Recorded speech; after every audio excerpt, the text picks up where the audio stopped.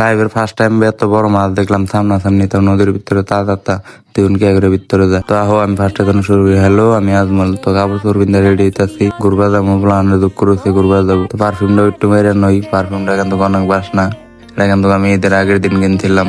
তো আর একটা ভিডিওতে কিন্তু দেখছেন। তো বাইরে হেরে দেখতেছি আইনার থেকে ভালো লাগছে, তারপর একটা ক্যাপও ট্রাই করতেছি, ক্যাপটা পুরানো গিতেছে মানানা। তারপর আইনাতে দেখলাম না আসলে মানানা ক্যাপটা, আমার যেহেতু বড় বড় চুল না রে কিন্তু ক্যাপটা যে মানানা। তো বাইরে ট্রাই করলাম ডাইরেক্ট অটোতে তুলে দিয়ে একটা অ্যাক্সিডেন্ট হইলো চৌকের সামনে। আজকে কিন্তু রাস্তা আমার দুনিয়ার দাম না রে, কিন্তু অ্যাক্সিডেন্ট দুই একটা হবই।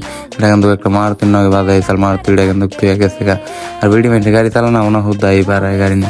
1.5 ঘন্টা জার্নি করার পর ফাইনালি আয় ফেললাম সাগর পাড়ে। আর কিন্তু আমরা কিন্তু 2 অটোতে আইছিলাম, আমরা কিন্তু 5 করতাল, আমরা কিন্তু অনেক আগে আইছি। তো 2 অটোতে আর একটাই কারণ, আমরা 7 জন মানুষ এক অটোতে হতো না, আর নদী ভাড়ায় দিয়ে একটা মানুষও নাই। কারণ দুনিয়ার রয়েতে আমরা সকাল সকালে আয় বলছি না রে, কিন্তু একটা মানুষও নাই। তারপরে আরতি কাতাছি, আগে আগে বলে বইরা মাছ ভাষণ দেয় না রে, কিন্তু মাছ দেখবার কাতাছি এনে দিয়ে 2 একটা মানুষ আসছে এত রোদের মধ্যে, তাও বেড়েছে। রোদ থাকলেও কিন্তু এখানে কিন্তু দুনিয়ার বাতাস, এত বাতাস, তার মানে ঠান্ডা ধরে জায়গা।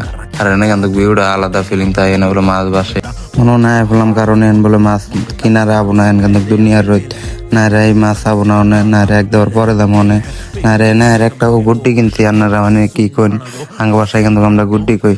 তারপর অতি কিন্তু আমরা নিয়ে কায়রা তুলে নেওয়ার অনেক চেষ্টা করতে আছে।